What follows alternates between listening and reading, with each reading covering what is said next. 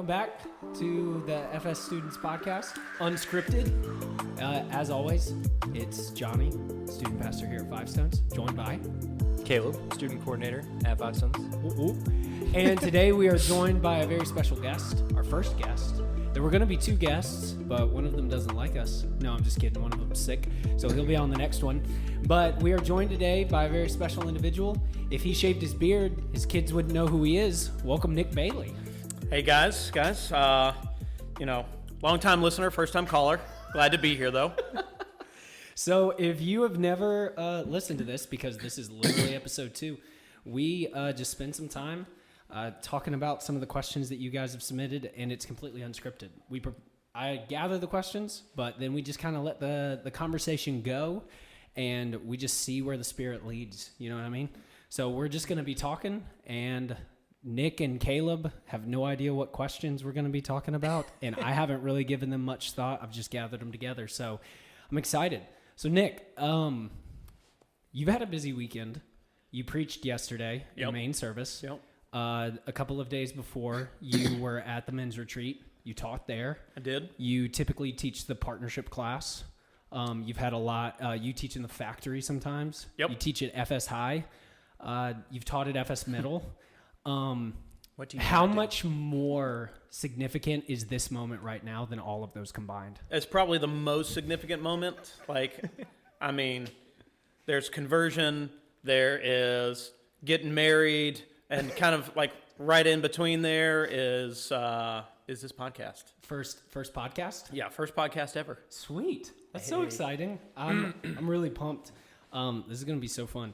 So we're going to do something every week, and McCants is actually going to be on the next show. We were going to have both of them together, but he's not feeling well. He's completely lost his voice. So rather than listening to like The Godfather joining us, he's talking like this. We decided to push it back, so we'll have him next time. But we're going to do a little every time with our guests. We're going to do something fun that I'm excited about. We're going to do a little Gen Z corner, because Caleb and I get to hang out with Gen Z a lot. Are you technically Gen Z? I don't think so. I think whatever one above that is. Millennial? I would ask you what your birthday is. Oh, no. Well, it's 01. But HR may listen to this, so I can't. Oh, 01? yes. I don't think 01. 01 is millennial. No, it's not. I know I'm not millennial, but I think maybe I am Gen Z. I meant like the one after that, but Okay. I'm not sure. You're millennial? I'm millennial. Millennial? Yeah. Me too. Barely. I think it's 96 is when millennials end. This is riveting podcasting. Okay. But we're going to do some Gen Z slang. And just, I'm gonna throw out a sentence to you, okay, and I need you to decipher it. Got it. If things don't turn out better, I'm going to crash out. If things don't turn out better, I'm going to crash out. What does that mean? I don't know. If things don't go well, I'm going to leave. I mean, that's pretty good. That's not bad. It's a bit more intense than that. Oh. It's more like I'm going to rage quit. Like, have you ever played video games? I used to play video games. I used to think I was good at video games, and then my brother figured out how to start playing, and he beat me at everything, so I stopped. What were y'all like playing sports games? Like Need for Speed on PlayStation. We played. What else did we play? Like MLB 99. I think that's the last sports game I actually remember playing. Oh my gosh. Yeah. All right. Yep. None of our listeners were alive then. Well, if say you're playing MLB 99, your brother just happens to get it's the 9th inning, and he happens to hit a grand slam to beat you, and you just slam your PlayStation controller on the ground and leave, that would be crashing out. Okay. Then I have crashed out multiple times playing with him. That boy is eating. What does that mean? Kind of like, man, that boy's thick. He's strong.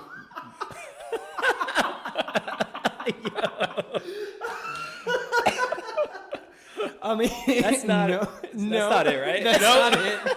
That is not it. It's like he's doing really well. Like he's just you're killing it. Would be That doesn't even make sense. Millennial vernacular. Like he's eating. I heard another Gen Zer tell me that if you really want to emphasize how good they're doing, say they're eating. I mean, he's eating. He licked the plate clean, and apparently that's just like you're just like going to town. Like you're just like when LeBron is on one or Tom Brady in the fourth quarter, like boys eating. Yeah. So there you go. I feel like I've heard it most with sports. Yeah. Yeah. Yeah. I don't even have a context for that. You got the wrong Bailey on this podcast. Amanda is in tune You gotta know the youth with man. the youth. You gotta get with the youths. Okay, he's cooked. What does that mean? Trying to think of what I might think it would mean, and then First- say the opposite. If you heard this in the atrium on a Sunday, If I heard he's cooked, I'd be like, he's done, he's tired, he's out. perfect. He's got it. You got it. Yes. All right, how about he's cooking? He is he's working hard. It's not bad. Kinda. It's not bad. It's like a little less than eating, I think. And full disclosure, feel free to correct me because I might be wrong on something. I hope I'm not. But yeah, if somebody's cooking, like they're doing really well. Like Okay. like they got a hot hand in baseball, or they're on a hot streak in basketball or something like that. Like he's cooking. You did a great job. I feel like I've heard that one maybe once or twice. Yeah. I think that My one's kids aren't probably- quite old enough to start throwing these phrases at me. Yeah. Amanda says them sometimes, and I just Yeah, throw so my hands up. tell us for people that may not know, how old are your daughters? My daughters are Harper is 11, Josie is just turned 9, and Lily is 7. So that's 5th grade, 3rd grade. First grade? Yeah. Okay. First grade. Yeah. What slang? What words have they taught you? Have they taught you anything? I don't think they've taught me anything yet. Josie calls me bruh a lot. That's kind of what she's picked up and brought home. She'll look at me and just go, bruh, what do you mean? Like B-R-U-H. It's like, no, I'm your father. I'm your dad. Okay? We're not bruhs. It's not how it works, girl. Yeah. Oh my gosh, that's funny. Yeah, but I don't think they brought home any slang yet. Okay. They haven't had any weird questions from school. Harper's homeschooled this year, so maybe in 5th grade she'd have picked up on a little bit more. But, Probably so. you know. You've got younger brothers. Yeah. What have they? How old's your youngest? Youngest brother is. Yeah, my youngest brother is 8. 8, And my that's right. sister is 12. And I feel like a lot of what my brother is saying now is just from stuff that he hears us say. I mean, Just straight brain the rot. dude's like a sponge, so he just picks up everything we say. And it's like more, you think he's not listening, but he listens so much. And like he's even to the point where he can roast us all now, like at a level that you wouldn't think 8 he could years old? at 8 years old. Yeah. But I think the thing about an 8-year-old is that they don't have the filter Zero. to understand. Yep. Like even middle schoolers, like middle schoolers roast me more than anybody that I encounter. But even they have a little bit of awareness of like, all right, there's probably a line. I feel like 8-year-olds are like, I don't know what a line is. Like, we're just gonna like No go. idea. I mean, that is. I feel like that is for sure your youngest, Lily. Yeah, Like, I she's think got no line. She's got no filter. She'll just come up to me and start growling. Yeah. I don't understand She's it. feral. She really is. But, man, she's got a special place in my heart right now. She's been – we've had some tough times here lately, but she is extremely combative a lot of the time, but she loves fiercely also, and I love that about her. That's so cool. So, but not knowing lines and things like that, like, it's funny how intuitive kids are at 8 and 9 years old. Oh, absolutely. Like, I've had Josie come up to me before. Josie's my middle one, and just be like, Dad, you look kind of sad. Like, what's going on? I noticed that you're kind of down today. And it's just like, the things we don't think that they pick up on. Wow. Yeah, it's pretty incredible. Kind of like you said, he's a sponge. Yeah. You know? Yeah. Huh. That's so sweet. I wonder if there's a difference between an 8-year-old girl and an 8-year-old boy. Probably. Oh, for sure. Yeah. In that intuitiveness. But that's so cool. Well, for people that might not know you, would you give you can go as far back as you would like to, but just kind of your testimony, what do you do here at Five Stones? That's a question I get sometimes. Like, what do you do here? And then, but more specifically, like, what kind of led you here? So you can take as short, broad strokes, whatever. Just a little bit about you. Yeah. So I was born and raised here in Charlotte, North Carolina. I feel like I'm one of the few who's still a native. I grew up in the same house as like my grandparents, my aunts, my uncles. It was a ton of fun, right? I actually took the girls by the house I grew up in just a couple months ago, and they were not as impressed as I was. But looking back, at any point in time, we had 10 or 15 people living in this house because my grandfather would often pick up homeless guys and bring them home, unbeknownst to anybody else. Like, my grandmother walked in one day, and there's just a homeless guy hanging out on the couch. But in that, I thought this house was huge, and it was about 1,700 square feet, like about the size of a 2-bedroom apartment. Yeah. But it was a lot of fun to grow up that way. But I grew up in a single-parent home. Even though we lived with the rest of our family, my mom is the one who raised me. So my my biological dad wasn't in the picture for a long time. And then my mom ended up marrying my brother's dad. And then on my brother's 5th birthday, he walked in the house and said, "Kids don't love your mom anymore, I'm out." And it was a pretty tumultuous relationship. I saw a lot of stuff. Yeah. But in that, I started to build insecurities as a young man where I was like, man, nobody wants me. Like, I love my mom. My mom is one of my best friends. I'm not going to lie. I talk to her like almost every day. But in that, like, I think there's a longing that young men have for their dads. And so in that, I just felt like, my real dad didn't want me. Now this guy has walked out, and he actually, when he got the opportunity to do some visitation stuff, he pretty much told me and my sister, I'm not here for you. I'm here for your brother. He's my biological son. Dude. So that was hurtful. Goodness gracious. Yeah. And so I dealt with a lot of those insecurities. I still deal with those insecurities today. Like, it's definitely, I have to catch myself and be on guard that I'm not operating out of my father wounds. But I grew up, I remember, like, vividly, praying to receive Jesus in my heart when I was a kid, right? Like, I was probably in kindergarten. We were my mom and I were on our way home from Walmart in her blue Pontiac Sunfire, and I can remember praying. Yeah, like, it's such a vivid memory. But it's one of those things where, like, I knew about Jesus, but I had no relationship with Jesus. So kind of growing up in a Christian home, like, my grandfather was a pastor, so there was a lot of foundations there, but nothing that was relationship building.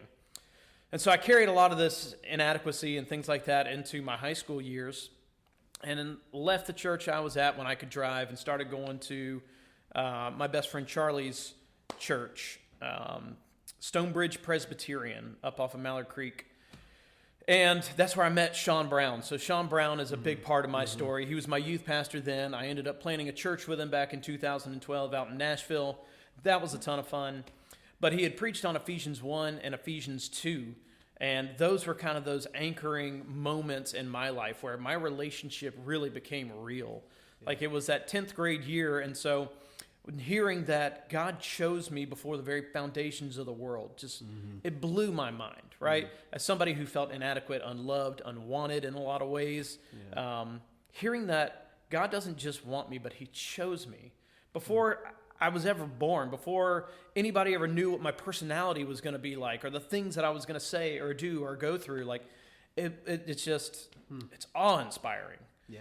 And then we talked through Ephesians 2 and talking about being, like, dead in our sins and our trespasses, and how we need to be made, and how we're called to be made new creations, that our faith journey isn't one where we're trying to tread water out there and Jesus throws us a lifeline. Scripture makes it clear we were dead in our sins. Christ comes down, he pulls you out of the water after you've already drowned, and then breathes new life into you. And so that's such a good way to phrase it. Man, I love it because it goes all the way back to creation, right? Yeah. When you start to look at, that's one of my favorite things that my girls have grasped is, like, God spoke everything into creation, but then when it got to man, we are his special creation. We have been created in his image and likeness, whether that means like our physical appearance or that the fact that we're spiritual beings. But he actually got his hands dirty, and then he breathed that new life into us. So I love the consistency that Scripture shows there. But yeah, so that's kind of how I really started to follow Christ and make things, make my faith my own. Doesn't mean that I didn't wander for a time. Yeah. But 10th grade was also the first time like I really kind of felt the power, like the Holy Spirit prompting me to do something. So I was, of course, at Wednesday night church. Wasn't judgment night, but I'm sure it wasn't far off. Oh my gosh. But we were over at Hickory Grove, and I don't know, they were doing some kind of presentation about something. And to be clear, we didn't have a lot of money growing up, so when we got new shoes, like it was a big deal that Mom got us new shoes. And we're sitting there, and they make a call. They're like, hey, if you want to give your shoes away to kids who don't have shoes and stuff like that. And my heart, like, literally is beating out of my chest. I can feel it. Wow. And so all of a sudden, next thing I find is like my feet are carrying me forward towards the stage, and I have my brand new pair of Skechers boots in my hand. And I lay them up there. What type of shoes were they? They were Skechers. They were like Skechers. They were like the mid-top Skecher boots. I have this thing where I can't wear tennis shoes with jeans. So it's a weird thing for me. I don't understand Like it. you don't feel comfortable. You don't. Not think at you all. Look good. I think I look like a dork. Oh, okay. I wish that I could pull off the high tops like you do. Bro, It's just not man. It's not me. So if you got jeans on, it's boots. Jeans, it's boots every time. Yeah. And then, but like I could never do boots. Like, could you imagine me in those boots? Maybe not cowboy boots, but I can see you do some like lace-up boots. You've got some of those. I mean, but anyways. Anyway, So I walk forward, I put my shoes down, and then I turn around and I think you'd look good in some Blazers, some Jordans. Maybe. Bro, all right. I might have to change the style of my jeans. Note to self: ask Rosanna for Jordan's budget in this year. But yeah, so I turned around and I thought, oh no, what have I done? I just gave away my shoes. And so I very timidly walk out of church that night, and Mom's waiting in the parking lot. And oh my god! she just looks at me and is like, where your shoes at, boy? So did you not? You walked out barefoot? Oh yeah, 100%. Oh my god! And I was in straight panic mode. And I got in the car and I was like, Mom, this is what happened. And she goes, Nick, I think that was the Holy Spirit, but don't ever do that again. 10-4, I got it. So man. So that's a little bit about my faith journey. And okay. I got a quick question for you just on your story. So do you feel like, I mean, in your story that you've told, obviously, with father figures, it was a little tumultuous for you. Do you feel like Sean Brown was that father figure that came in for you and like the person that I guess inspired you to be the father that you become and the person that you looked up to? Yeah. Just to go through that and then have somebody that comes in, if you had somebody at all, or if you kind of just took that time or like, you know what, I'm going to be better, or a combination of both, just out of curiosity. I think God put a couple of men in my life. Like I was super fortunate that way, right? Like Charlie's dad, Mr. Vrone, he's always been a big influence in my life, watching how he parented Charlie and his sisters. And the that's way one that of your closest friends, right? Yeah, so okay. Yeah, Charlie and I have known each other since the second grade. Mm-hmm. So he and I go way back. So his dad was a big part of my story. And then my history teacher, his name's Corey Thompson. He was a big part of it. He lived in my neighborhood, so invested in me quite a bit. Our baseball coach named Scott Sweat, and then Sean Brown. Those are the four guys that really poured into me and started to show me what like authentic manhood looked like. Yeah. Obviously Mr. Vrone had kids. Sean was starting to have kids, so I got to see what a good dad looks like, right? And when we start talking about like biblical manhood, what that kind of stuff looks like. And it's not always the rough and tumble shooting guns outdoor stuff, which I love that kind of stuff, right? But like, I think authentic manhood is looking like men in the Beatitudes when you look at Matthew 5, that's right? Exactly right. That's so good. So we have a lot of students, this isn't one of the plain questions, but one that came from kind of your story. We have a lot of students that like maybe they have a story similar to you where they come from a single parent household, or some of them I've talked to, like they have a really difficult relationship even with both parents in the home. We have students that are adopted, students that have been through foster care, or that are in the process of like their families going through a divorce or something like that. How would you say, with those type of things happening so early in your life, if you could look back at your teenage self, what are some things that you think you would say as far as like healing, similar to what, some of the men, like Caleb was just asking about some of the men in your life, but you talk a lot about healing from father wounds, and thank you for being so just vulnerable about your story and everything, sharing it just laid bare pretty much. But how would you say to like some high schoolers that might hear that and be like, oh, I think I kind of feel that, like I have that, maybe my dad lives in my house, but I don't think he cares about me. Yeah. So I've even heard some students say, like, I know that I've got these wounds. I know that I've got this stuff that I'm going to have to deal with at some point.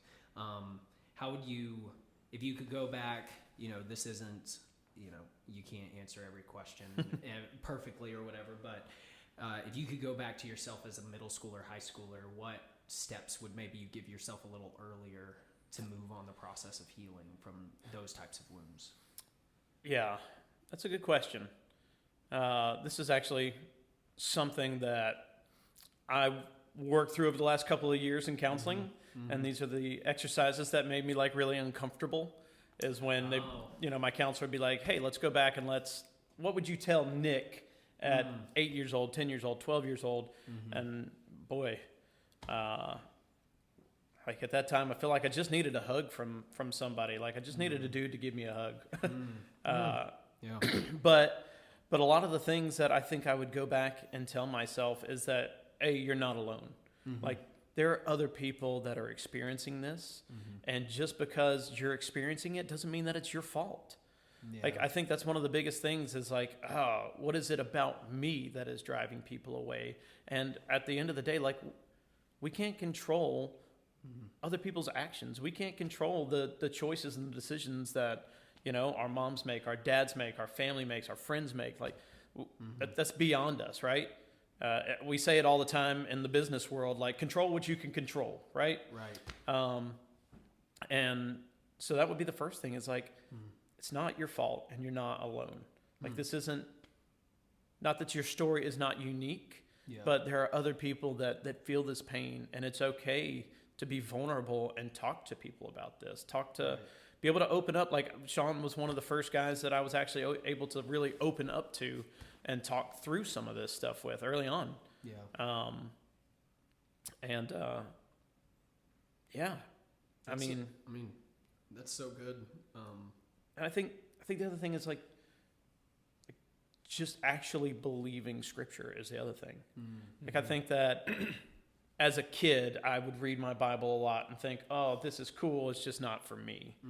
Or I don't think this applies here. And once it started to kind of click, like, oh, God desires not just like this obedience, but like this intimate relationship with me, and that I can share this stuff with Him, and that I don't have to carry these burdens alone. So, I mean, those are some of the things that I'd like to go back and wish I could tell my younger self. Yeah. Oh, that's so good. Thank you. And you don't have to press it down. I did that for a lot of years. Yeah. Yeah, that's a big one. Is pretending as though it's not there. Yeah. And I feel like that can be such a pressure, especially for a teenager, particularly if you come from a situation where your parents are pretending that everything's fine. Yeah. And then you feel like you have to keep up the appearances and everything. I know a lot of people with that sort of mentality, that sort of struggle. Like they'll talk to their small group leaders or me or something, and they're like, but don't tell anybody because my parents, like, they, everything's perfect on the outside. And I think what you said is so good. Like we're just all, it's so easy, especially in this social media age, to just look around and be like, well, that family took that picture, at the nice restaurant, on vacation, and look at that dad's at that baseball game, or whatever. And it's like, man, you just have no idea once once people get home and the doors are closed, like they are in their homes, like you just have no clue what they might be walking through. 100%. Like zero. And so it's so essential for us as Christ followers, as godly men and women, like you're saying, to be open and vulnerable with one another, to be like, no, life just sucks sometimes. It does. Like it's hard. It's hard. And even if you've got, again, great families, like no parent's perfect. Mm-hmm. They're going to hurt you. They're going to disappoint you. They're going to do whatever. And having people to go to in that time, and having scripture to rely on is so essential. Were you going to say something? Yeah, well, I was just kind of thinking depending on what stories y'all are experiencing and going through, I think there's so many different reasons that we go through the things that we go through. And just an example I'm thinking of is just with whether it's a dad not in the picture or a mom not in the picture or a single parent, just to kind of contrast Nick and I a little bit. Like I come from married parents. So when I hear or people bring these things to me about going through single parenthood or anything like that, I can empathize, but I haven't been through that to where I can relate the way that Nick could to somebody who is currently going through that. And I think that's just it's one of the things that God uses and not necessarily puts us through, but allows us to go through, so that way in the future we can pour into the people that we need to.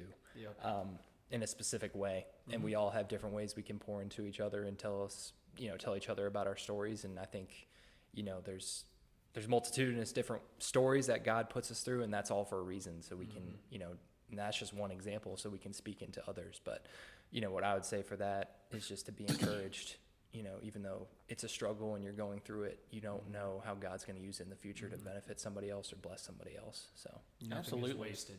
Nothing is wasted, man. Not a single thing. And that's so true, because if Nick wasn't here, like it would be an entirely different conversation about parents. From the two of us. If McCants was here, it'd be an entirely different conversation. If Leslie was here, it'd be an entirely different conversation. If any small group leader was here, everybody is unique. Everybody's walk is slightly different. Exactly what you were saying, Nick. But there are the lines that connect us, the ties that bind us in this human experience. So you're not alone.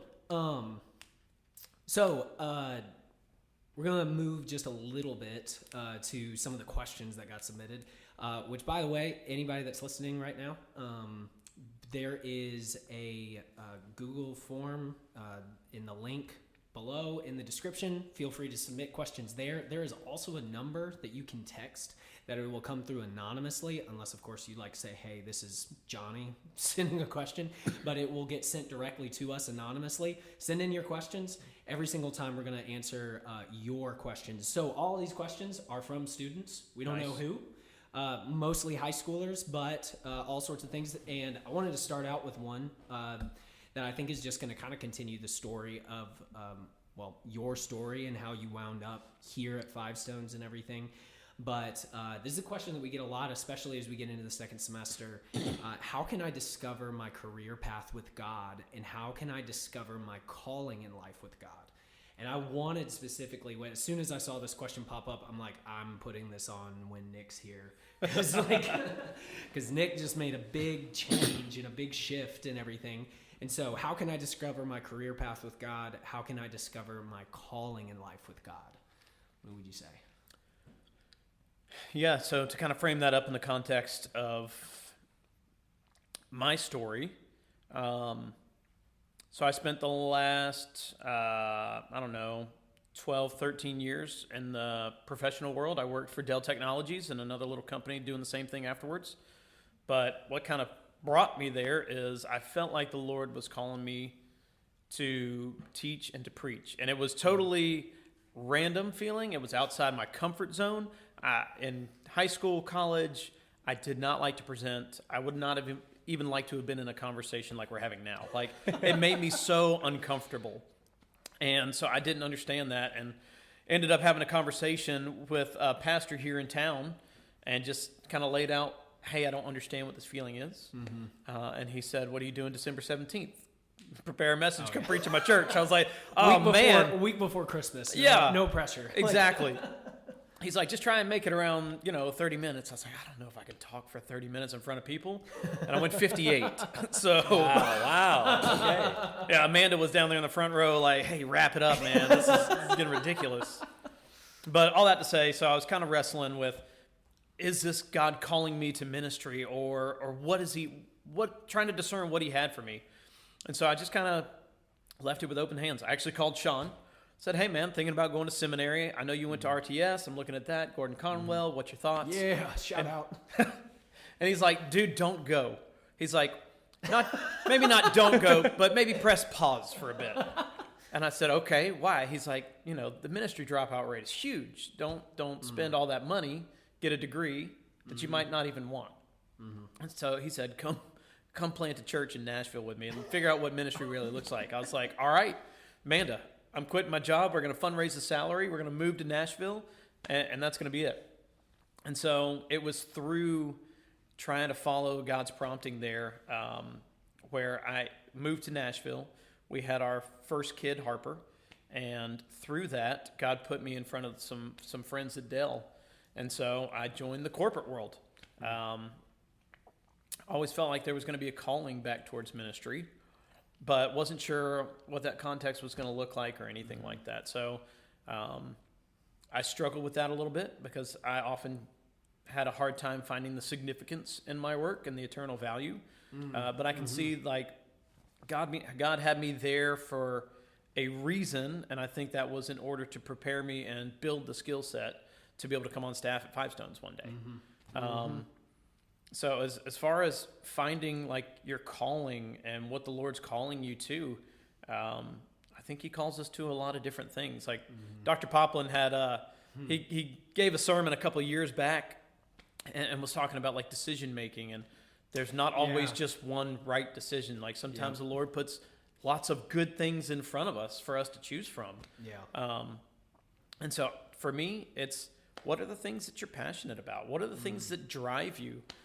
When you talk to other adults and stuff, you mostly hear like, man, my job sucks, or I can't believe that I got to go in again. Here comes Monday type stuff. Right. And I think a lot of that comes from, I think that it's trying to balance the necessity. Like I have real world responsibilities, but, understanding the things that stir your affections for Christ. Like I'm a big believer in that, and figuring out how to find those places in your jobs as you're studying, or whatever that looks like. I think that there's I think there's lots of different ways to go about it. I've heard it described as like it's really hard to miss. Like people freak out on like what's God's calling on my life, and people try to overcomplicate it. Like it's this career, it's this job, it's this major, whatever. And man, like Scripture is pretty clear on what our calling is. It's to go into all the nations, making disciples, and baptizing them in the name of the Father, Son, and the Holy Spirit. Like that's our calling. Now, how that plays out in your life, I think is exactly what you're saying. Like wherever you are, be faithful. Like that's how I've heard it described, is like whatever you're doing. There was a guy at the school that I went to, Christian school, that would always quote Ecclesiastes 9:10, and he'd always quote it in King James for some reason. Whatsoever thy hand findeth to doeth, do it with all thy might. He's like, wherever you are, whatever role you're in, part-time, full-time, stay-at-home parent, whatever it might be, you are called to be faithful to God.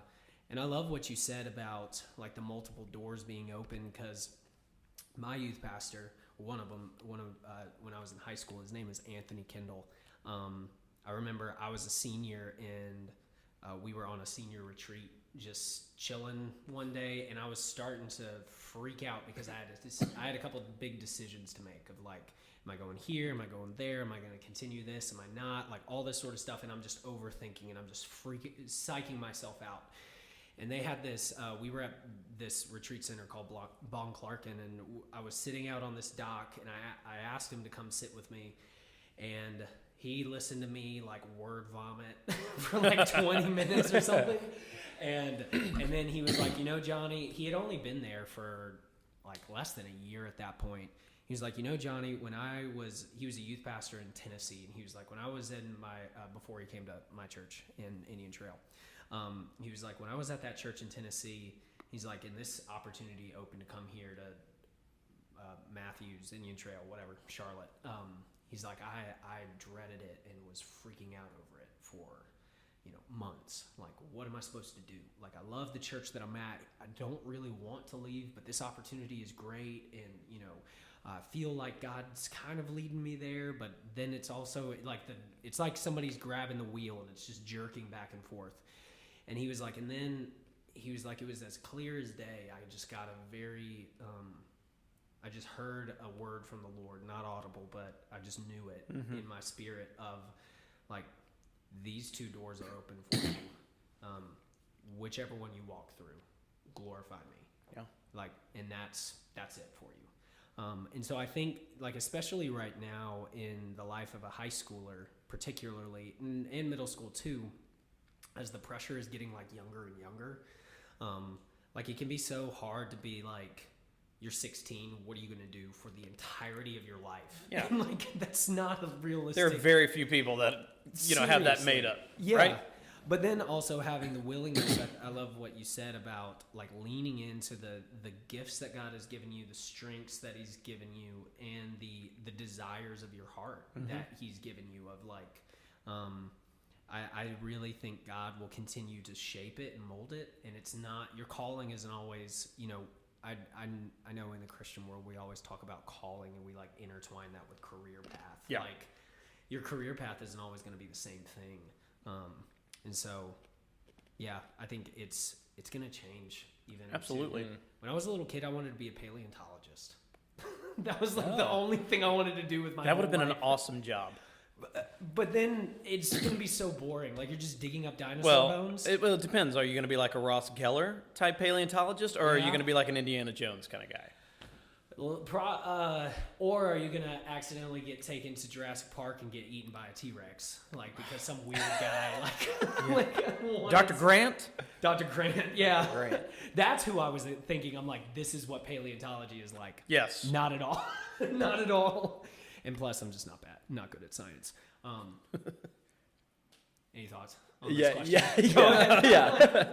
Well, I mean, for me, a lot of the things that I'm going to say, I mean, I really am saying to y'all, but I have to say to myself just as much, because I am right in the middle of finding that, like discovering my calling, discovering my career. And I feel like the theme of the last, I mean, especially 4 years of my life has just been waiting and patience. It has been very hard, but God has shown me subtle things throughout it that have kind of, helped me to refine the things that I'm passionate about, and I've definitely, gotten those down packed. But as of right now, there's still, and I think there is, in all aspects of life, no matter how old you get, there's always going to be questions, but, there's a big question mark really now on what my career is going to look like, especially full time. If you don't know or haven't talked to me, I'm in 2 part-time jobs right now. So I'm at the church and then also at a staging job. So there's that, those 2 jobs are solidified and they're great. And then it's been a great blessing to go into. But as, I get older and I'm working to get to a point where I can move out and be away from my family, I have to start thinking about, future things that I want and blessings that I want to receive, whether it be, a family life down the line, working so I can get a career to provide for that family. And, what I would just say is definitely hold your life with open hands always for everything. And kind of like Johnny was saying with how this push for this finding your career is getting younger and younger. Don't put a timestamp on when you have to find that out. Because even as Christians, we try to, especially me, I try to logically figure out how God's going to work, or logically try to put these timestamps or boxes on God's plan and say, this is when he's going to do this is when he's going to do that, because it's unknown and we want to try to figure out what we don't know. So just keep your arms open, hands open, and let God work where he wants to. And as long as be encouraged in the fact that as long as you're obeying God and you're in the word and you're doing what he's calling you to do, even if you make a wrong decision, as we all will, we all stumble, He's going to lead you to where you need to be. So we can for sure have confidence in that, without a doubt. Well, and it reminded me of the senior retreat we had just a couple of weeks ago, the first passage, and you were like, this is one of my favorite passages. I didn't even know that. The first passage we talked about in Proverbs 3, and I pulled it up so that I don't misquote it. Yes. Chapter 3, verse 5 through 6. 5 and 6, yes. Yeah. Trust in the Lord with all your heart and lean not on your own understandings. In all your ways submit to him, and he will make your path straight. Yeah. Favorite. There's no promise that like I'm going to make it straight like right now. I think that's what's hard, and that's what's going to lead to the next question, where somebody just put a statement in. It wasn't even particularly a question. They said, a problem that I have is simply trusting his plan. The problem I have is simply trusting his plan. And I think that's another thing that we can get so kind of wrapped up in, especially in the Christian world, because we talk about God's plan a lot. The plan of God, is this the plan of God? Like all this sort of stuff. And we can get, like what you're saying, we can get so lost in like trying to find it, and like we overanalyze everything. We overthink things. We're trying to plan ahead of him. Like, God, I know you got like 10 steps down the road, but let me just think 20 steps real quick. Like, so I can make sure I got everything sorted out. Yep. All the questions that you have. But yeah, a problem I have is simply trusting in his plan. What do y'all have to say in response to that one? Yeah, I mean, that is kind of along the same lines, but I think one thing to put it in perspective is, aside from, we try to bring it down to the small, just thinking about our lives and his plan. But if you think about, like Nick was talking about earlier, he's written your name and he's known you ever since before creation. So when you talk about the entirety of his plan for the entire human race, the creation, how it's all going to end, that is all planned out, and it's clear in the word that it is. And if that is all planned out, and God has every little minute detail already planned to happen, and he knows what's going to happen, he knows every facet of everyone, then when we bring it down to our little individual lives, I mean, how much more does he have that planned out, the fine things? But of course, it's easy to forget that, because we, whether we know it or not, we're fickle and we fail, and it's easy to forget God's character. And I think that's one of the best things to remind yourself about, whether it's God's plan, God's love for you, God's trustworthiness, is to remind yourself of his character, and how truly, like we were just talking in both McCants and Nick were preaching on, God's love and how much he loves all of us, and to remind us or to remind ourselves of his character is something that can really help us with that, with trusting in his plan and what it means. But I think what makes it hard is there's so many moments in our life where it just doesn't look like God's working in anything. Yeah. There's nothing. I mean, I talked about this on the first podcast, just like that song, Praise You in the Storm. You're praying for things, or you're hoping things are going to happen, and nothing's changing. Nothing that you can see anyway. Right. But the important thing to remember is that God is always working, whether it's elsewhere or just in places that you don't physically see yet. And it'll be manifested at a later time. But that's I always think of that verse, where he's talking about, if I've fed the birds of the air and clothed the lilies in beauty, how much more does he care about us? Yeah, you're tattooed. Exactly. Exactly why I got it. But it's so hard to find yourself in a position to trust that way sometimes. Like, I think that's our struggle for control and our struggle to want to know things. Trying to figure out what his plan for your life is. I think I've thought before, a couple of thoughts come to mind. I think someone that has difficulty trusting his plan, like they stated, a problem I have is simply trusting his plan. One of my favorite things in the Old Testament is the repetition of God commanding people, like, remember this, like, because he knows exactly the type of stuff you were talking about, Caleb. Like, we're fickle, we will forget, we are so forgetful, like, we're incredibly forgetful. And so literally, like, a couple of things, like, I think of Deuteronomy 6, where he, in the Shema, he's like, teach this to your kids, write this on the dours of your house, bind this on your hands, put this on your foreheads. And literally right now, like a part of Jewish culture is that people will have the Shema written in a box that they have around their wrists or around their neck, or I think some people wear it on their they do. And it's a literal reminder of like, this is who God is. Hear, O Israel, the Lord our God, and the Lord is one. And then something similar to that I want to incorporate somehow into student ministry in the future is Joshua and the stones of remembrance. Like when Joshua crossed the Jordan, I think this is the way that the story goes. Forgive me if somebody can fact check me, sure. I think they cross over the Jordan and they go into the promised land, and they're told to set up 12 stones, like as a little mini almost altar near the river, as a reminder of like when, and it literally says like, when your people walk by here, they like tell your kids what happened here. Tell your family, so that generation after generation it can be reminded. And I know in my life where I've had some big moments of like questioning his plan, questioning his faithfulness, because that's really kind of a thing underneath this thing of like, there's trusting God's plan, but what we're really questioning is like his faithfulness. Like, is he going to do what he said he's going to do? Is he going to follow through and be good like he said he's going to be good? And having those things in your life, like what are the stones of remembrance for you? They might be big things, they might be small things, like you gotta, like, you made the team when you tried out and you were nervous about it. You know, you got the part-time job when you were starting to have to pay for your own gas. There's a person in your life, there's a mentor or something like you were talking about, Nick. Like there's a person that's come into my life that cares for me, and like setting up these little stones of remembrance. And at times just calling back to him. Yeah, having those anchor points to go back and touch and remember, like, God really is good. And you can see that. You can feel that. I think about it. So kind of remind it.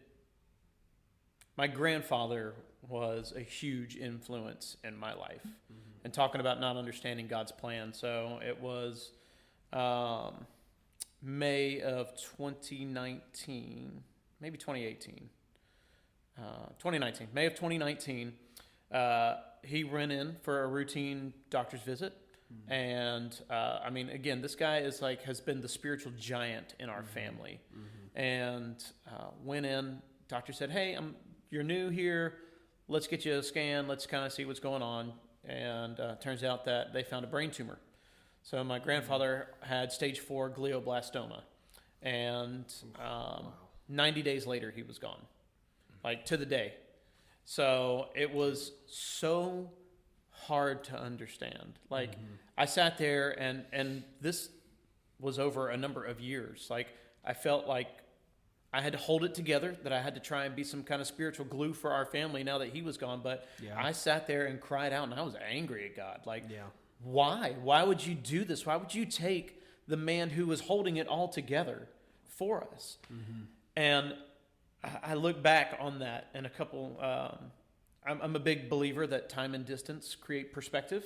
And sometimes we need that, right? Absolutely. And looking back, I kind of relate it to Gideon, right? When Gideon's going into battle and God intentionally whittles down his army and in a way that only God can get the glory for his victory. But so the way that played out in the context of my family is my family, and they would admit this themselves, like their spiritual walk, their spiritual growth was pretty stagnant. And it was kind of more like, Pawpaw's got us, right? We're just going to kind of ride his coattails. He's going to pull us along. But my family has matured in the last 5 years more than beyond anything that I could have imagined. Yeah. Wow. I mean, and it's like, I don't think God planted that brain tumor in his head, right? It's just effect of a fallen world. Yeah. But it's one of those things that's not beyond his redemption. And you look at it and you see, man, you could see God's goodness there in the midst of such tragedy. And it's just... Well, and we don't like to think... I'm sorry. No, go ahead. It was like, we don't like to think that suffering is a part of our plan, is a part of God's plan. Yeah. Which I don't think I want to be cautious. I don't want to say suffering is a part of God's plan, like he causes it to happen, kind of like you're saying. That's a whole nother podcast. But like James 1 talks about, like, blessed is the one who perseveres under trial, for when they have stood the test, then they will receive the crown of righteousness that God has promised to those that love him. And in 1 Peter, like, when you pass through the fire, then you will be refined like gold. And it's like, there is a necessary time and suffering that has to go for each one of us.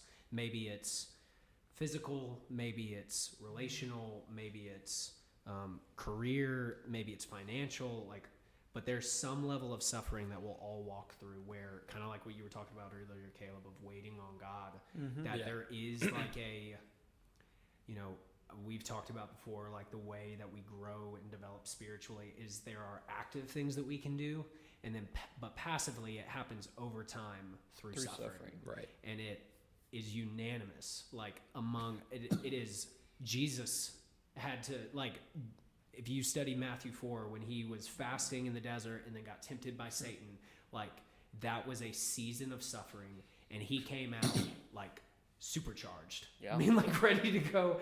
Like, I don't even know how to properly describe it, like, theologically, but he came out just at a different, it was almost like a different place. Because then he goes and does the Sermon on the Mount, like, and just launches his ministry. And there is something about suffering that is almost a requirement of the human experience, that especially as we are drawing closer to God, we will walk through. And so in those times of suffering, exactly what we've been talking about, having those things to remember, and then having the mind to say, I was suffering, like maybe a high schooler's talking about this. And it's like, I remember when I was suffering in middle school, but like, look at where I am now. Like, look at how God's brought me. I remember, like, when I was in middle school and high school, like, every year got worse. Like, 6th grade was my best year at public school, which is an uncommon thing. 7th grade was a little worse, 8th grade a little worse, 9th grade a little worse, 10th grade was like unbearable. And I was like, I hate this. And so then I moved schools.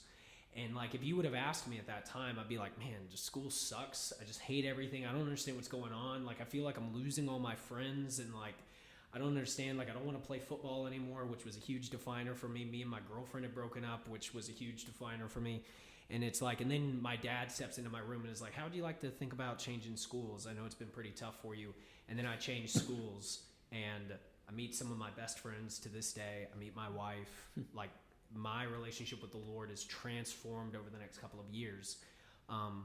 But I wouldn't have even, but I only, exactly what you're saying, Nick, like, I only am able to say this now because I think to look back and say, like, oh yeah, okay, he was there with me that whole time. For sure. Yeah. I think it's such a blessing that he even gives us the eyes to see those things too. Yeah. Because, I mean, and I'm sure there's still a lot of things about our lives, maybe we even haven't been given the eyes to see where he's working yet. But I've just been, whether it's just opening eyes to old blessings that he's given, just even thanking him for those blessings, but then sitting there and saying, wow, God, that within itself is a blessing that you have given me the wisdom and the discernment and the eyes to see how you were working back then, and to pinpoint a moment in my life and say, I know that was you working then, because it is just so absolutely encouraging. But I wanted to go back to a point that you were kind of saying about God allowing suffering, because I mean, it reminded me of it was just a one-night study we did in young adults, just talking about God's will. And I think people struggle a lot with what that means and the different facets of it. And I mean, I just think a lot of our suffering is God's will, but it's God's permissive will. It's things that he allows to happen. And then he, like we were just talking about, he uses our suffering to play a part in his perfect will, which is always going to come to pass no matter what. And I think that's a common theme all throughout Scripture. You have all these things. If you just take the Jewish people, for example, there's so many sufferings and horrible things that they go through, and good things as well, that God allows for them to go through his permissive will. And then brings about, just one example, brings about Jesus through the line of David through his perfect will, even though that entire thing was, dude, that family line, all the sin, the family line, wild. The times that the enemy tried to stop it. I mean, it's just absolutely, I mean, that's one of the biggest examples of how God can use imperfect people and just sin and destruction and turn it into his perfect plan is still brought about, still is victorious. He's still victorious in the end. That's so true. Which is amazing. I suppose the last word on this, and then we'll shift to another question, is like it is okay to wrestle with this type of stuff. Like I want us to, you're struggling trusting his plan. Whoever might have filled out this question, like that is a very normal, natural, kind of similar to what we were saying earlier of how do I discover my career path. I feel like don't know what my calling is. Like this type of stuff, like it is good to wrestle this stuff out. It's good to talk about it. It's good to be open about it. It's good to, like, you will not find any person in leadership at Five Stones. I don't want to paint with too broad a brush and set ourselves up for failure, but I can't imagine a person in leadership at Five Stones that would say like, oh yeah, I've never struggled with trusting God. Like I've never struggled with trusting his plan. Mm-hmm. There has been a point in all of our stories, and probably a lot of points, where it's like, man, I don't know what in the world is going on, but and I don't even, like, is this plan still good? Like, are we still doing this? Yeah. Like, what's going on here? But then, like we've been saying, in hindsight, we're able to look and see. All right, let's. We've been serious. How much time? When do you gotta go? Oh, I'm good for probably till like 2:45. I got another 4 minutes at least. Okay, yeah. Nice. Okay, we got time. So we've been talking about a lot of heavy stuff, but we want to get to the real question. Question that's really important to Caleb and I. I think I know what this is. For you, Nicholas, did Jesus have Riz? Yeah. Here we go. Did he? I mean, on some was level, he a Rizzler? a Rizzler. Okay, this is one of those things that I actually had to look up and figure out. Like, I had to ask Amanda after listening to the last episode. So. Oh my gosh. Yeah, I mean, I agree with what you said about last time. Like Isaiah says, hey, he's nothing really to look at. He's just a normal dude. But I mean, he swung a hammer for the first couple of years of his life. Dude must have been at least a little jacked. You'd imagine. Like, you'd think. You walk everywhere. You're sweating all day. I mean, could you imagine having to wear, like, what they depict people wearing back then? And you're just all sweaty. Oh, yeah. And then you're It's doing, awful. I mean, a lot of people, and to what maybe people are a little confused on what you're talking about. Like, the common vernacular is that they claim Jesus was a carpenter. Yeah. But, like, the region of Bethlehem, there's, like, no trees. Right. And so it's more likely that word is often also associated with stonemason. Stonemason, yeah. So, like, dude was probably, like, a stonemason. Yeah. like how burly you've got to be to do that. Like, he probably had that, like, they talk about dad strength where it's like you might not look the strongest, but like he just like grabs 3 kids and slings them over his shoulder or something like that. Like Jesus must have had that in spades. Yeah. You know what I mean? For sure. But I mean, there was something electric about him, something that drew people in, So yeah, he absolutely had some Riz. All right, there we go. Cool. My favorite thing from the last podcast is the generational Riz.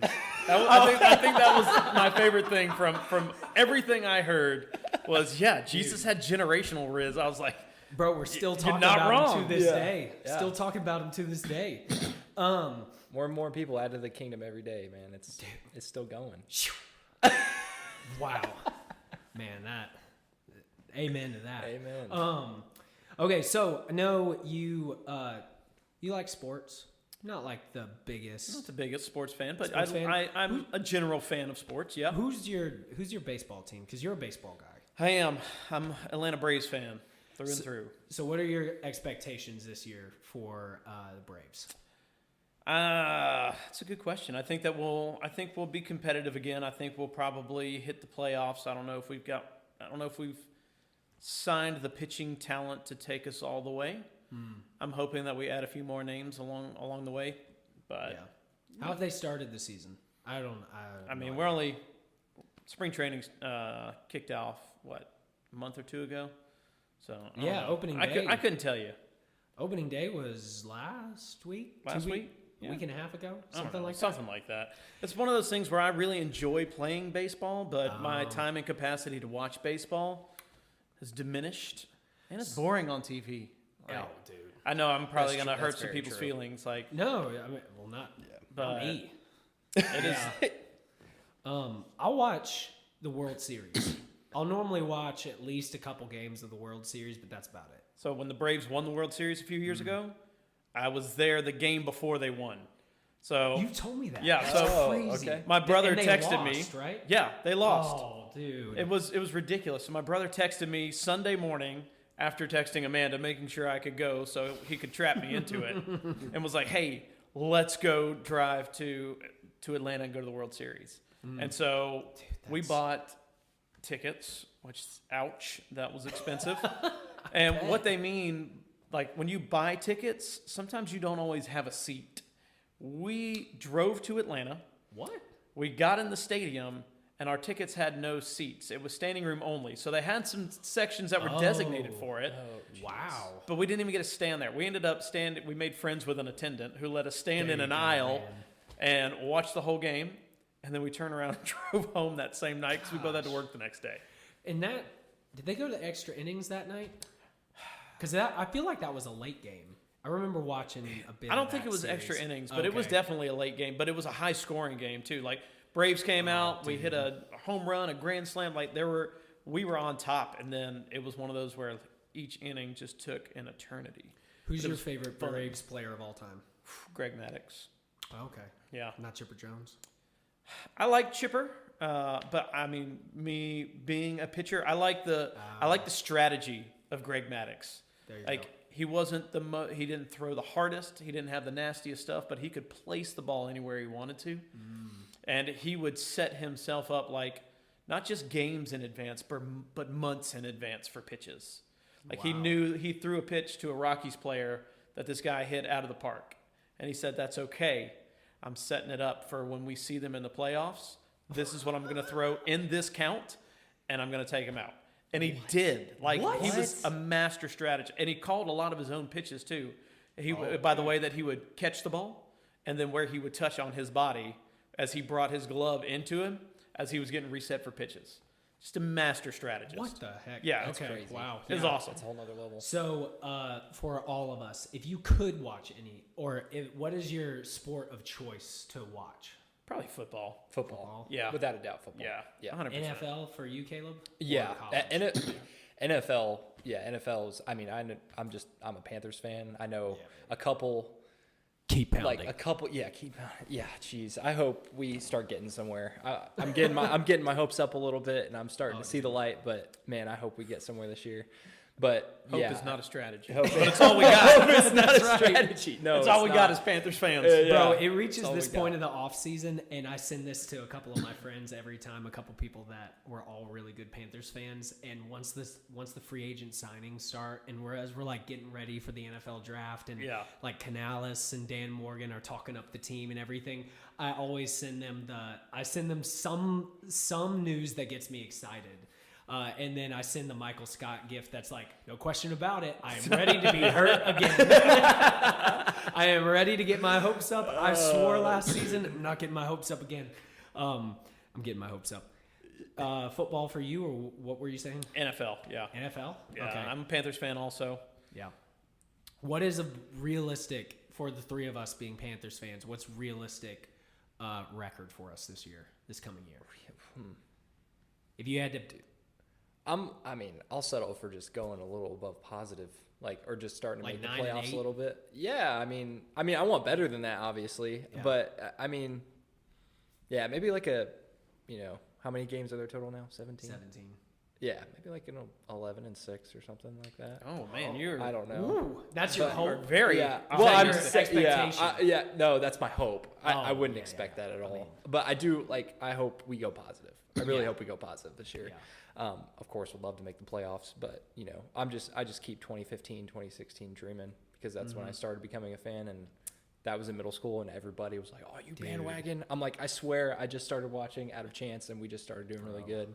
And dude, for that year, the Seahawks versus Panthers game, we went to that game. That is by far the best football experience I've ever had. It was like nothing I've ever experienced. Dude, I would give. Sometimes it'll pop up on my YouTube algorithm, highlights from 2015, Yeah. and I'm like, it's literally again, The Office. Like, I wish you could know you're in the good old days before you Yes, actually dude, left yes. them. Like, Yeah. And then, like- like, I had like a core memory, like in 8th grade, I was walking back from the library or something, and they were playing a like Panthers hype video and music all throughout the entire man. school because we were about to go to the playoffs, and I'm like, dude, this is so cool. Like, that was so awesome. dude. That was our year. The only game that yeah. I went to that season was the Super Bowl. You went to the Super I Bowl? went to the Super Bowl. What? How we What? never talked about this? Are you serious? World in Series San Super Francisco? Bowl? In San Yeah. Francisco? Yeah. What? You were there? I was there. So you've wait a minute. In the last 10 years, you have been to a Super Bowl and a World Series? And a World Series and World What? Cup 2026. Did you just is get on those the- tickets? on the list? Did you just World get those Cup. tickets on your own accord too? Or Yeah. So my dad is a big Panthers fan, and that's kind of how we started to connect when he and I got to know each other.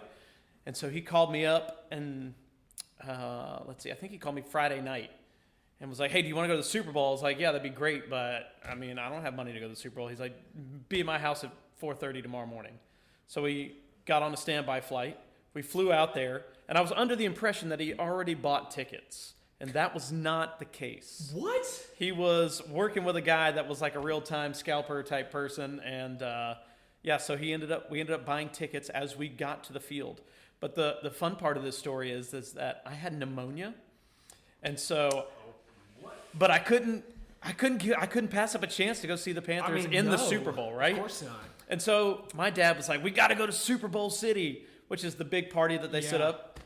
I walked around Super Bowl City with like some Dayquil, just kind of kicking that back a little bit here and there because I felt terrible. Dude, I'm sure. But man, it was so much fun. And like on the way home, everybody flying back to Charlotte, so we were standby and kept missing flights. We spent the night in JFK Airport one night. Like it was an adventure. Dude, I could not imagine being in that stadium when the Panthers get the ball the second half Oh, and Jonathan Stewart runs it in. And I can't remember if we took the lead at that point or not, but I remember thinking I was watching with some friends in my dorm room, and I was like, bro, This is it. This is it. Yeah. Like we've clicked. Jericho Cotchery caught the ball. That was one of the worst calls in sports history for me. I know, like, Dallas fans, y'all can just shut it. But he caught the ball because the next play is when Von Miller had that strip sack that I think got returned for a touchdown. Yep.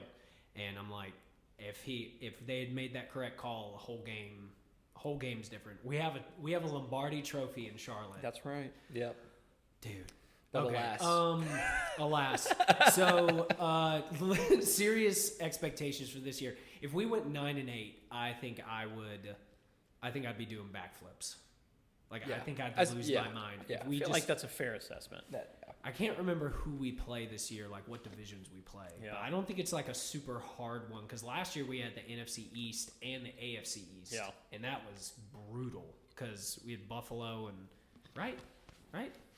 No, not the AFC East. I can't remember no, I don't know. But I know we played the NFC East and it was like going through a meat grinder. Like we just got obliterated by everybody. So that stunk. But I believe in Canales. I believe in Bryce. I believe in Dan Morgan. You know, I was happy with the way that Bryce ended up. I'm not gonna lie, I was a hater. I was like, we got to do something different. I'm And ready. then, you know, He's my boy. Somebody got me his jersey for my birthday. oh really? Yeah, man. So I'm like in. Bryce, buying all the Bryce stock.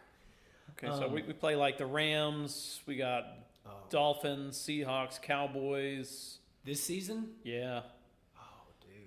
What's our first game? first game. Well, the Yeah. Cowboys, we can mark down a W. They are a joke. Every year they start out really good and then they just One of my favorite things is to talk to so one of the people that's a custodian here at Five Stones that'll do Jeremiah, right? Jeremiah. Jeremiah. Yes, yes. He is one of Love the that biggest Cowboys fans, and literally at the Wednesday after the Super Bowl, we always talk before church on Wednesday. The Wednesday after the Super Bowl, I was like, all right, time for next season. He's like, that's right. I said, so next year's your year? He's like, oh yeah, next year's our year. I was like, bro, y'all are delusional. I love him though. It's crazy how much I love that man, and he's a Duke fan and a Cowboys fan. I'm like, we should hate each other, but I love him. Any other thoughts about the Panthers before we move to the next? I don't think so. I think you guys are probably more optimistic than me. Oh, what's your expectations? I'm at 8 and 9. I don't think we're gonna have a winning season, but I think we're gonna win more. Dude, if we win 8 games, I think I'd be all right. Yeah. And then in the 9 we're competitive. Like, yes. And I'm not expecting like I don't know who we play all the games. If we wind up playing, if we play like the Eagles or the Chiefs, which I know we won't because we just played the Chiefs, but and we get obliterated, like that's fine. Yeah. Like it is what it is. But as long as we're competitive with everybody else, if we're in the hunt for the NFC South, which we should be, like the no South reason is we a shouldn't joke. be. It's such a joke. So next question. This is a bit of a pivot. I wanted to go ahead and get this question in. This was submitted a while ago, and I'm going to go ahead and just preface this. You love it when a question requires a preface. We are not political on this show, but this question is just too funny for me to pass up because it just I was dying laughing when I read it. It was one of the first questions we got, and it's a two-parter. I'm going to answer the second part first because it's pointed directly at me. But this is exactly how it is written. I'm not changing anything. So, like, is God coming soon because low-key America is going downhill? Also, why is camp so expensive this year? The second question I can answer, it's actually not that. I don't think it's any more than it was last year. Fuge sets a lot of their prices. We pretty much offset the cost of busing. So, like, what we pay for camp, we have some in our budget to help offset it. I'll use this as an opportunity to say, we do have scholarships available. We don't want, if you want a camp scholarship, talk to me, talk to Caleb, talk to Amanda, talk to anybody, because we don't want money to be a reason why you can't go to camp. But the cost does go up every year because Fuge charges more, the buses charge more. Therefore, we typically have to charge a little bit more, but we try to keep it, we try to keep it as price conscious as we can, which it's wild if you look at summer camps around nowadays. Like ours is close to 400, which feels, I don't want to have to charge that much, but it is what it is. But I looked around at other summer camps, and man, it's hard to find one for like less than $700 or $800. Yeah, that's crazy like, out there. It's so expensive. But then when you think, you're going away for 5 days, you're basically getting, 2 concert level experiences every day with amazing preaching, all the activities, all the food. I'm like, man, all right. Tell them why it's a good deal, Johnny. Yeah. I'm selling. Who is that? Who is that amazing preacher? Not me. Oh, it's not you? It's whoever Fuge is hired for the week. All right, so then let's move to the other one. This is not a statement on anything happening at this point. This is this student's opinion. But is God coming soon? Because low-key America is going downhill. I would kind of argue that America is always kind of all over the place. We're always kind of good for some people, not good for others. It kind of depends on the way that you view things. I know I have very close friends that thought, 10 years ago was the best time ever, and then people that thought 10 years ago was the worst time ever, and 5 years ago, same way, and this year, the same way. So it's kind of all over the place. So I kind of want to focus more on the question, is God coming soon? Is Jesus coming soon? What do y'all think? Got any thoughts? I mean, I think sometimes as Americans that we have a very narrow and focused view of what's actually happening in the world. And I know that like the statistics show like the decline of the Christian church or the evangelical church in America, right? Like, but the church is exploding in other parts of the world. And like Christ is being made much of in places where people can lose their lives. People are, cast out of their families because they start to believe, in Jesus. And so I think sometimes our view gets narrowed, right? And then I think if you take another step back and you look at like not just what's happening in the world today, but what's happened in history. How many times look at World War I? Like it's It's some crazy figure. I can't remember what it is about how many people were dying each day. And then you think about, like the Spanish flu coming through, and these people thought, man, God's coming back because it's the wars, it's the rumors of wars, it's the plagues and the earthquakes. And not to say that these things aren't becoming more prevalent, but look at World War II and the Holocaust, and all of a sudden you start to see like, man, at any other point in history has this ever happened where this has taken place? It must be soon. So I don't know. I think for me, it's hard. Yeah. I think that there are signs out there, but what those are, I'm not smart enough to know and interpret at this point in my life. Yeah. And I'm all right saying that, but I more take the stance of I want to be doing what Jesus has called us to do when he does come back, right? Like we talked about it earlier, our calling of making disciples who make disciples in whatever context that is. So yeah, I mean. Yeah. And I think we can get so wrapped up in whatever we think of a particular like administration or what we think of a particular set of leaders that the world has at this point in time. Like we can get so caught up in that sort of thing. Yeah. And there's certainly, God, we believe Romans talks about like God establishes leaders. He sets up leaders. Like we know that whoever is in control right now, well, quote unquote control, is only there because God has allowed them to be there, has not, directly blocked the path for them to be there. And so, and like you're saying, things just fluctuate. I'm fascinated by the 60s kind of, and that was back like peak Cold War. There was like a day in the 60s when there were like conversations with the Russians, and it might have involved Cuba and everything. I'm blanking. Cuban Missile Crisis, 1963. Yes, the Cuban Missile Crisis, where like the entirety of New York City like emptied. Yeah. Like schools were doing nuclear bomb drills. Yeah. Like, yep.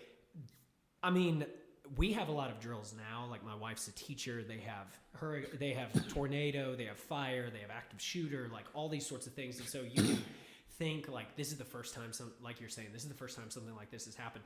Like they were afraid that they were going to get a nuclear bomb dropped on them at any day. Like they were building bomb shelters in their homes. And so I think, like you're saying, we can get so wrapped up in, especially as students get older, like what's the stock market look like? What's, this, how much, like right now, how much do eggs cost? Like everybody, who would have thought we would talk about that so much, right? Like all those sorts of things. And I think it goes back to trusting God's plan of like, God is in control, and exactly what you're saying, there is, he has appointed a time. If we try to dial it out of like, oh, America has to reach this point of like struggling or something, and then it's going to trigger the return of God or something. Like it's just not, I don't know. It's not something we can actually, I believe, figure out. So that for that reason, it's like, man, is God coming soon? Sure. Live like he's coming today. Yeah. Like live like he's coming today. Yeah. No, I would say, I think people put too much stock in the person. And I, again, go back to, I still listen to Livingston from Central. And, yeah. He just was recently talking about just how, no matter who's voted in, people think things are great. People think things are terrible. And, no matter what you think, he was just on the podium saying, my God has not come yet. Jesus has not come yet. That's what we're waiting on. If our focus is on anything else or putting all our hopes in one person, of course, God can use these people, but that's not what our hope's in. And especially as we make decisions on who we vote for and all of that stuff, it's, it should be on what and not who. We're not putting the stock in the person. It's what aligns with the word and what we can most align with that when we're making those decisions. But I think, it's just it's so easy to put our hopes or to idolize these people because they're in front of us all the time. We hear about them all the time, whether we like them or don't like them. Yeah. And I think that kind of permeates into everything because God is with us all the time, but he's not physically in front of us all the time. So he kind of becomes this, I don't want to say an abstract thought, but just something that's not in our directly, in front of us in our tunnel vision. So to remember that, there's not a time to let your guard down. Like Nick was saying, we should always be preparing and being ready for Christ to come back. And I mean, we live in this social media world where, like, if something takes place across the world or in this country, like, we know about it, like, immediately. Right. It's on the front of our web pages. It's the first thing we see when we open the app. Whereas God, it's like, well, I haven't seen him. I don't know particularly what he looks like. I can't hear him necessarily talking. And so it can be so easy to think like, oh, everything's going downhill. Everything's spiraling out of control, to exactly what you were saying, Caleb. And I love that. Shout out Lorraine Livingston, my guy. Central Church of my God. But yeah, he's not come yet. He's, and the scripture talks about he's not late. He's not slow in the way that we think of slow, but every day that he waits to return is a kindness. Like, it's a mercy that more people may come to know him before he comes. And I think it's just a reminder of our call that that Jesus instructed us in the Lord's Prayer, like, may your kingdom come and your will be done on earth as it is in heaven. Like, is he going to be here today? Could come back before we finish this podcast. If you're listening to it, then, well, he didn't. but could be tomorrow. Could be a long time from now. We don't know. Maybe. Any final thoughts on that one? And that's why camp's so expensive. yeah. Just to add that caveat. All right, last question. We're going to close it up, and we can answer this one kind of quickly. I think it'll be a pretty simple one. Not simple, but, we can spend just a second talking about it. What are some of your favorite Bible verses? I love that we got just this, like, that's the thing, favorite verses. Favorite verse. That was it. Well, I mean, we already kind of went over one of mine, Proverbs chapter 3, verse 5 through 6.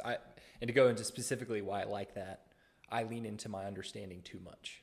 So I'm someone who overthinks way too much, and I like to have control of things. And what I realize too, especially in my walk, is even though my wanting control may be for a good reason, or I'm wanting to make sure that I'm following God's plan to the fullest extent that I can, that's actually a selfish thing, because I'm not giving God the control he's supposed to have over my life. I think, and especially the enemy can use those good intentions that we have, and really, what they ended up being is, we're fearful because we're prideful, or we don't want to give up control because we're prideful, or we like to have a sense of what's going on and all of that. But I think that's definitely one. I'm trying to think of another that off the top of my head.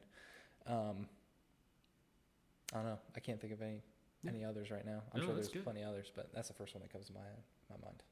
Yeah. Bishop. He is not an ordained bishop. I just nickname. It's all right. You're not the only one who calls me Bishop Bailey. Oh, for real? real? It's become a running joke, and Yes. part of my family. Some of the people here, because they know that I feel so uncomfortable right now, as people call me Pastor Bailey or Pastor Nick. So I'm just leaning into it. Find Nick and say, "Hey, Pastor Nick." Ugh. Hey, Bishop. But Psalm 16, 5 and 6, it says, "Lord, you alone are my portion and my cup. You make my lot secure. The boundary lines have fallen for me in pleasant places, and surely I have a delightful inheritance."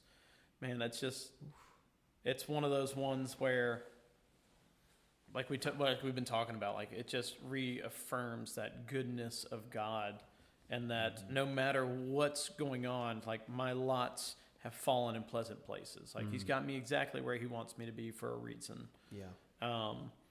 Man, anything in Ephesians 1, anything in Ephesians 2, 4 through 10. Yeah, it's just Proverbs, I think it's Proverbs 18, 20 maybe. But he talks about, walking with the wise. Wisdom comes from those who walk with the wise, and those who walk with the unwise walk with fools. So, yeah, there's a couple of them that are out there. That's awesome. Yeah. All of my tattoos have to do with scripture. I forgot about that. Yeah. I literally have Colossians 1:13 rescued as tattooed on my arm. And then Deuteronomy 31:6 says, be strong and courageous. Do not be afraid of them, for the Lord your God goes with you always. So on my left arm, I got that tattoo. There you go. And then my right arm, Colossians 1:13, where we've been rescued. It's a blood splat. It is a blood Not- splat. Yes. Not a birthmark. Not a birthmark. Bro, I thought I it know was, you said you I just thought it figured was that out. That's birthmark crazy. for like 4 years. In all fairness, I usually go like 3/4 sleeves, Yeah, so yeah. nobody ever sees the other one on the other side of the Yeah, rescued. yeah. So, but I mean, that'd be a pretty awesome birthmark. That would be. I was just like, dude, he incorporated it. Like, that's sick. Yeah, some of mine are Psalm 91:1. The one who dwells in the shelter of the Most High will abide in the shadow of the Almighty. That's been a prayer over me and my wife, Chloe, in some difficult seasons. Mark 9:24. I believe, Lord, help my unbelief, has been one that's been so important for me as I've wrestled with doubts and different things like that. That's a father, which shout out to FSI. We'll get to Mark 9 eventually as we're going through it. And so a father comes to Jesus in a moment when his son's sick, and Jesus says, anything is possible if you believe. And he says, I believe, help my unbelief. I love that. I love that verse.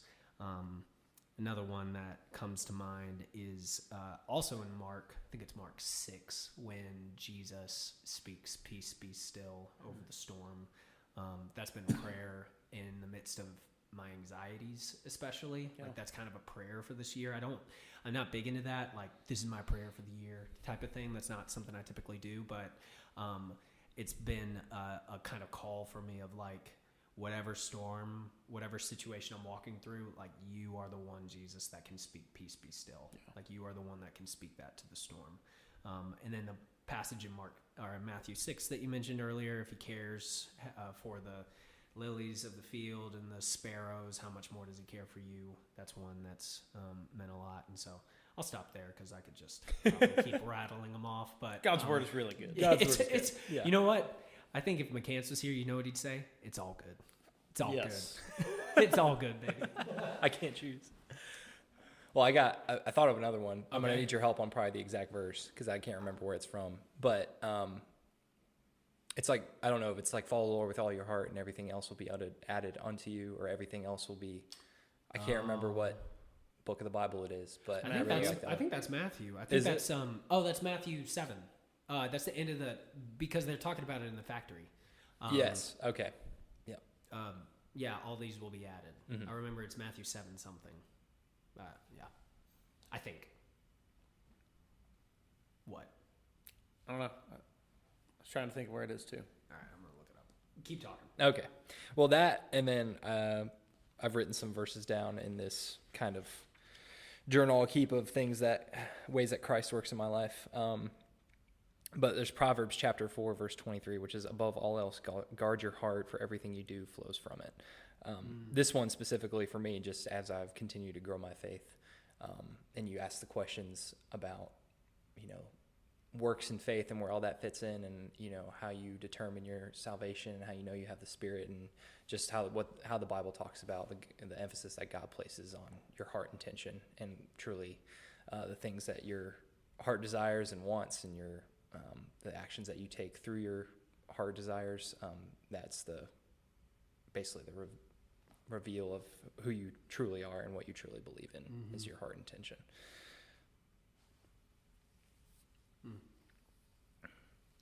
Also, I thought Psalm, of course, basically the beginning of Psalm 23, but the Lord is my shepherd and I shall not want. There's nothing I need. That's a good one too.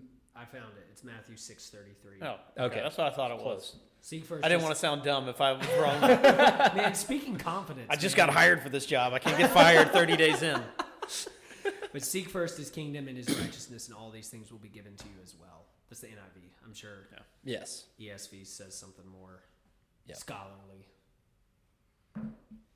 Probably. It's the superior. I'm just kidding.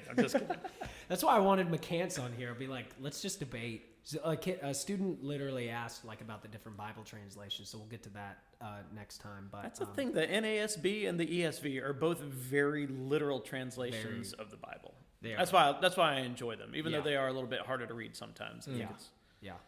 But we typically use the CSB, which is really close to the NIV. Yeah. It splits the difference between, we don't have time to get into all of that. That'll be on the next episode. So you just got to listen to more. Wait. Any final words? Yeah. Yeah. You didn't ask me who I would like to meet from a Bible character perspective. That's what I was wanting to get into. Who would you like to meet? So I've got two. Okay. I'd like to meet Elijah. Yeah. Okay. I want to hear about calling fire down from heaven, outrunning chariots, what that was like, and then... Dude, outrunning chariots is no joke. Dude, I'm telling you. So that's the first one. And then I want to meet the group of guys or gals, whoever it was, in Mark 2, who thought, I need to get my friend to Jesus. It's the story of the paralytic, right? Where they go and they peel back some dude's roof. I mean, like... This isn't like they just popped up some shingles. They cut a hole in somebody's house. Dude. And then, like a man-sized hole. I want to talk to them. I want to get a taste of like that type of bold faith to go and cut up some other dude's home. You know, the first people that I thought when you said group, the first group I thought you were talking about was those people. What prophet was it in the Old Testament that they made fun of him because he was old and bald, and then he sent bears after them? Yes, I know who you're talking about. I can't remember. I think it might be Elisha. It might be. I think it was. Dude got picked on and literally was like, I'm sending bears after you. I'm telling you, the Old Testament prophets had it rough. But also, like, how cool would it be to talk to some of these prophets and be like, what was it like? How did, like, when God spoke to you and you wrote the stuff down? Seriously. Yeah. I don't know what prophet it is. We'll have to check that later. But anyway, that was my final thought. Okay. Like, Well, another question from the first episode. Any recent movies you've seen that you rewatches, or new movies that were surprise hits to you, or that you just were like, wow? So recent rewatch, which took Amanda completely by surprise, was Robin Hood, Prince of Thieves. She told us about that. 1994, one of my favorites. I love that movie. And about 10 minutes in, she was like, wait a second, where's all the guys in tights that are like singing and dancing? I was like, babe, wrong movie, Robin Hood, Men in Tights. No, this is the cut your heart out with the spoon movie. With yes. Professor Snape. Oh my goodness. I don't think Wild Robot, that was pretty good. Such a good movie. 10 out of 10. Loved that movie. Cry every time. I tell you what, we saw Moana 2. I know it's a little bit older. I haven't been in the movies in a while. We saw Moana 2. That was okay. Mufasa came out. Girls loved it. I'm not a fan. Bro, that movie was horrible. The inconsistencies, like, horrible. Spoiler alert, like, Scar's dad gets killed. Like, his whole family gets killed. And then they're like, running from it, and then the next scene they're joking around like, haha, we're on our own now. I'm like, this doesn't track.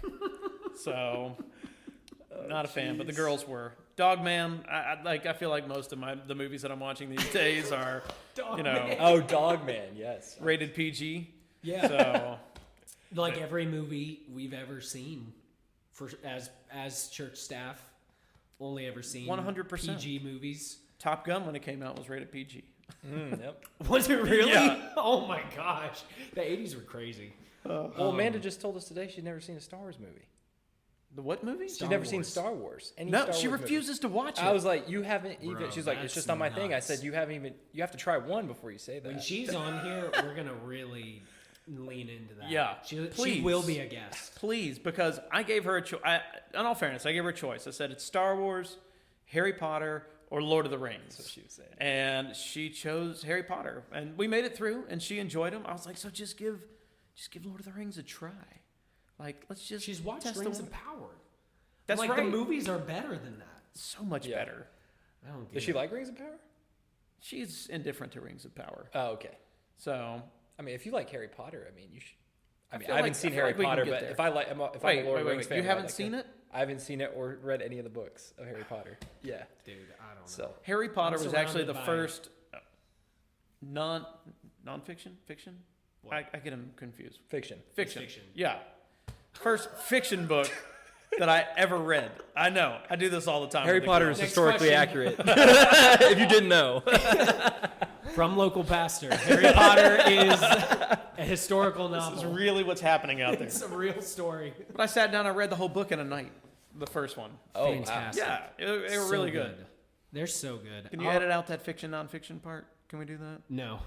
This is a no edit podcast. That's what I was afraid of. We're just It's called ripping. Unscripted. Yeah. I rewatched the latest Mission Impossible movie recently. Bro. I still have to see that. I haven't seen anything past the second one. It's such a disappointment. Those are everything cinema should be. Like, I want one of those every 3 years for the rest of my life. Really? Just Tom Cruise doing something crazy. And they're just, they just itch the part of my brain that just is it's perfect. I don't know. I know they're not, like, they're dumb. I know that, but I just love them. Yeah. So, all right. Well, we did it. How you feel? I feel great. First podcast? After my first podcast. Actually, I don't know if I feel great about all my answers, but I got no clue how long this was. If Yeah. you made it this far, thank you. Give us a like, hit subscribe, share it with a friend, and send in your questions. We want to know your questions. We've got quite a bank to choose from, but we are continuing to add to it, and we will answer like every question we get. And as you've seen already, they can be serious, they can be silly, whatever. We wanna hear them all. And so until next time, I'm Johnny. I'm Caleb. That worked so well. Silence, This is dude. great. We're like, who's good? and I'm Pastor Nick. Hey. And this has been Unscripted. Bye.